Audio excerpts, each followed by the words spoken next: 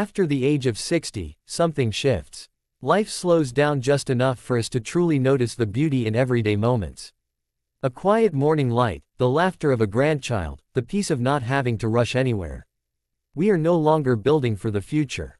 We are living it. And every choice we make, especially about how we spend our time, our energy, and our money, begins to feel more important than ever before.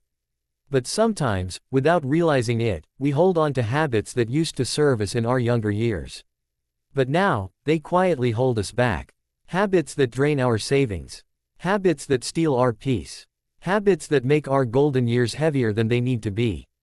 So today, I want to speak to you, woman to woman, about the spending traps that often sneak into our lives after 60. Not to judge, not to criticize, but to gently invite you to take a fresh look.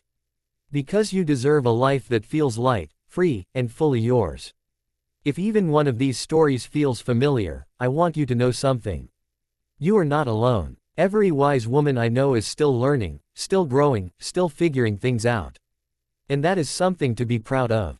So take a deep breath, make yourself a warm cup of tea, and let us have a heart-to-heart conversation about the small choices that can quietly change everything. 1. The illusion of designer labels. Let us start with something many of us have fallen for at some point in our lives: expensive brand name clothing. For decades, many women believed that elegance was something we wore, that a well-known label somehow meant we were worth more, respected more, seen more clearly.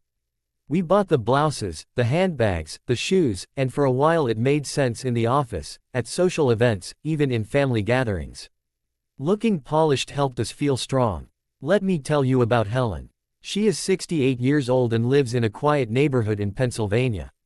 Helen used to love fashion. Chanel, Coach, Nordstrom. Those brands filled her closet. Every morning she would take her time selecting just the right outfit, carefully matching earrings and scarves, making sure everything was just so. But something shifted after retirement. One morning, Helen stood in front of her full closet and asked herself, "Who am I getting dressed for now?" Her days were slower, more gentle. She was baking with her grandchildren, tending to her garden, volunteering at the local library. None of those moments asked her to wear $300 shoes. What they asked for was her presence, her warmth, her comfort. Today, Helen still dresses beautifully, but her favorite clothes are simple, home, and easy to move in. She says the best thing she wears now is her own smile. And she means it. Because, here is the truth. Real elegance comes from within. It is in the way you make someone feel when they are near you. It is in your voice when you tell a story. It is in the way your eyes light up when your grandchild walks in the room. You do not need a designer label to be worthy. You already are. So the next time you feel the pull to buy something flashy or expensive, pause for a moment. Ask yourself if it adds joy or just cost. You might be surprised how much lighter you feel when you choose comfort, confidence, and authenticity over status. 2. The pressure to upgrade technology. Let us talk about something sneaky: the pressure to always upgrade to the latest technology. Phones, tablets, smart watches, new models come out every year, promising faster speeds, better cameras, and features we are told we cannot live without. And it is tempting, right? The ads are everywhere. They make it sound like we are missing out if we do not keep up. Let me share Ruth's story. She is 72 and lives in Oregon. Ruth has always been independent and tech-savvy. When the new phone came out, the one with the fancy camera and the titanium body, she thought, why not? So, she spent over $1,000 on a phone she hoped would make life easier, but it didn't. Instead, it made her feel frustrated and overwhelmed. The buttons were different, the menus were confusing, and she missed calls she didn't even know she had. All she really wanted was to FaceTime her daughter and see pictures of her new great-grandbaby. Her old phone could have done that. Just technology is supposed to serve us, not stress us out. And here's the bigger truth. Newer does not always mean better, especially when the device you already own is still working well and doing exactly what you need it to do. Ruth eventually returned the new phone and went back to her old one. Now she feels more in control, more at peace. She uses it to connect, not to chase updates. If you find yourself feeling the pressure to upgrade, take a step back. Ask yourself, what do I actually use this for? If it still works and it still serves your needs, let that be enough. You are not behind. You are wise, and wisdom means knowing the difference between what you want and what you truly need. 3. The weight of credit card interest. Now, let's talk about something that often goes unnoticed but can quietly weigh on your heart and your bank account. Credit card interest. For many of us, credit cards started as a convenience. A dinner here, a gift there, a quick fix for a car repair. But over time, that balance can build, and before you know it, you are paying hundreds, even thousands of dollars just in interest. Not on things you're enjoying today, but on things that are long gone. Joanne, a 70-year-old widow from Florida, knows this feeling all too well. She spent most of her life being careful with money. But after her husband passed, she started using her credit card more often. A little online shopping to distract from the loneliness, sending gifts to her grandkids, fixing up the house. Nothing extravagant, but it added up. One day, Joanne sat down to review her finances and realized she had paid over $9,000 in interest in just 2 years.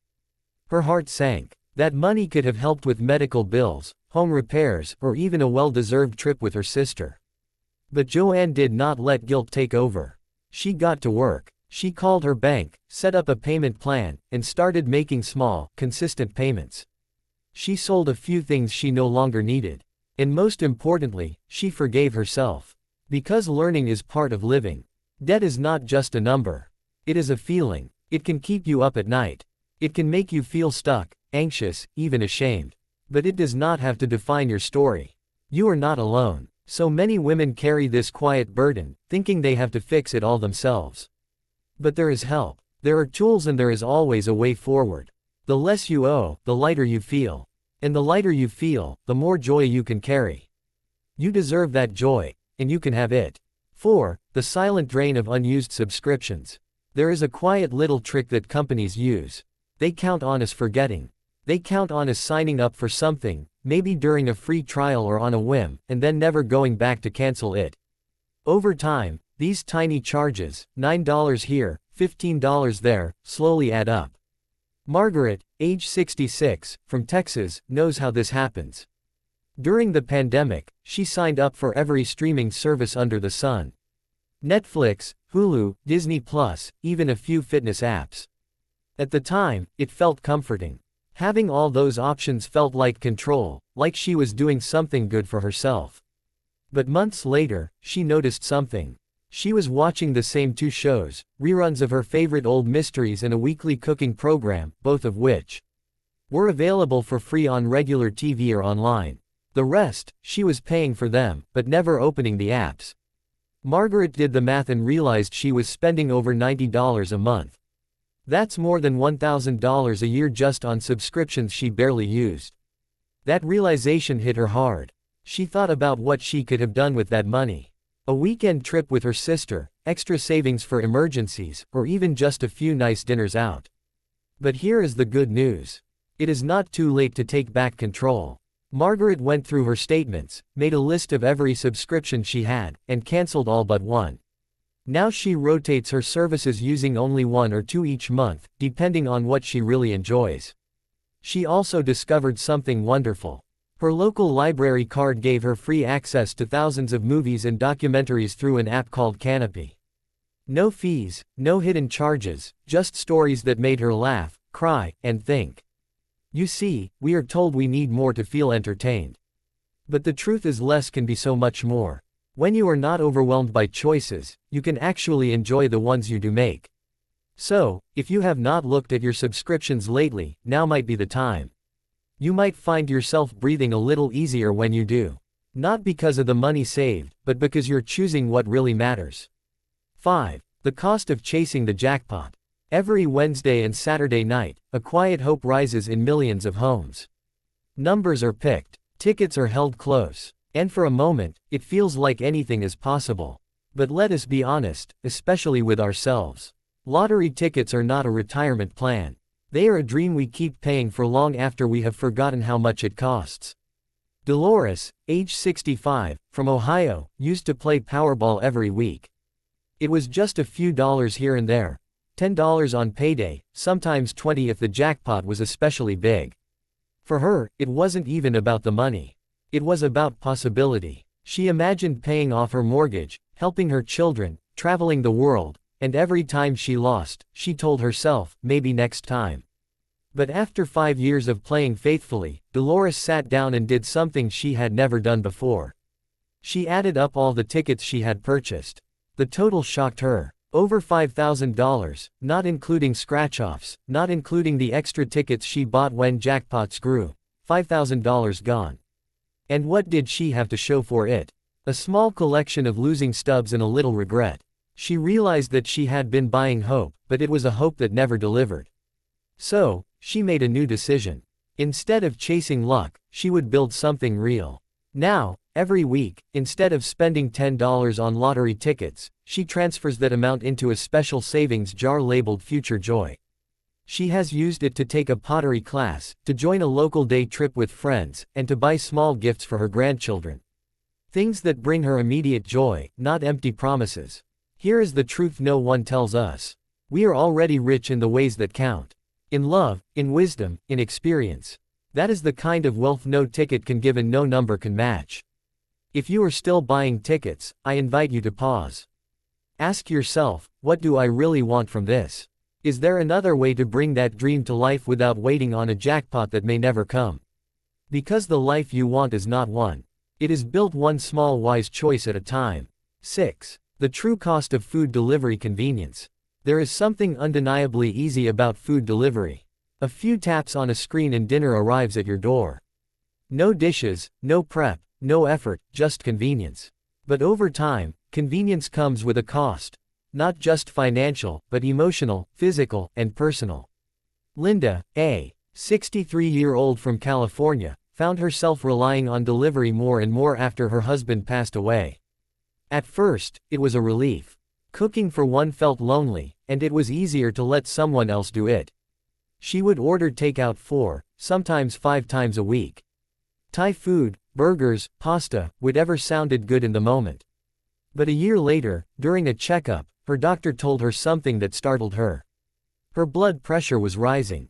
Her weight had crept up, and worst of all, she felt tired, not just physically, but emotionally. So, Linda sat down and reviewed her spending.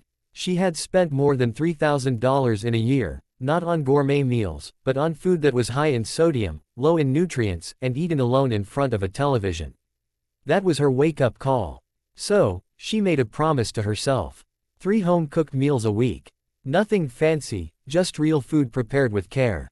Soup, roasted vegetables, grilled chicken, things her body recognized, things her heart remembered from simpler times. And something beautiful happened. She began to enjoy the process. The smell of garlic and olive oil, the rhythm of chopping onions, the quiet pride of setting a table for herself, not because anyone was watching, but because she mattered.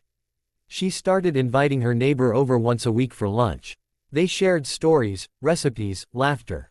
Her health improved. So did her spirit. Delivery has its place. Of course, there is nothing wrong with convenience now and then, but when it becomes the norm, we lose something deeper. The connection to what nourishes us inside and out. Cooking is not just about food. It is about love, rhythm, memory. It is about saying to yourself, I am worth the effort. And you are always 7. The guilt of unused exercise equipment. We start with the best intentions, a new year, a birthday resolution, a little voice inside us saying, this time I'll really do it. So, we buy the equipment, the fancy treadmill, the shiny weights, the bike that costs more than our first car. We imagine ourselves stronger, healthier, glowing with energy. But then life happens. Let me tell you about Nancy. She is 69 and lives in a quiet cul-de-sac in Georgia. Last spring, she bought a top-of-the-line elliptical machine. It looked beautiful in her living room, full of promise. For 2 weeks, she used it daily. And then, like so many of us, she got busy. A family visit, a sore knee, a change in schedule. The elliptical sat there untouched. Then came the guilt. Every time she passed it, she felt a little nudge of shame. Not just for the money spent, but for what she thought it said about her. That she gave up. That she failed. But Nancy is not alone. So many women buy into the idea that expensive equipment is the key to lasting change. And when we do not use it, we blame ourselves. Here is the truth. It is not about the machine. It never was. Your body does not need $2,000 worth of metal to be strong. What it needs is movement. Joyful, consistent, loving movement, a walk around the block, gentle stretching on the porch, dancing in the kitchen to your favorite oldies. So Nancy gave herself permission to let go. She sold the elliptical to a neighbor who really wanted it. Then she joined a local walking group that meets twice a week at the park. No pressure, no equipment, just women, shoes, and fresh air. And you know what? She is happier. She moves more. She sleeps better. Not because she spent money, but because she made space for habits that feel good. If you have a piece of equipment collecting dust in your home, let me say this gently. You do not need to feel bad. You are not lazy. You're human and you deserve movement that fits your life, not guilt that takes up space in your living room. 8. The empty promise of overpriced courses. There is something tempting about personal growth courses. A promise to help you discover your purpose, to unlock happiness, to finally find that missing piece. And sometimes those courses are beautiful, helpful, and worth the investment. But other times they are just expensive. Barbara, age 71, from Minnesota, knows this story well. After retiring from a long career in nursing, she felt a strange silence in her life. The structure was gone. The sense of purpose she once had, waking up, helping people, making a difference, had faded. So, when she saw an ad online for a coaching program that promised to rediscover your inner fire, she signed up. It cost over $4,000. But she told herself, this will be worth it. For months, she attended Zoom calls, filled out worksheets, joined online forums, and while some of it felt inspiring, something always felt a little off.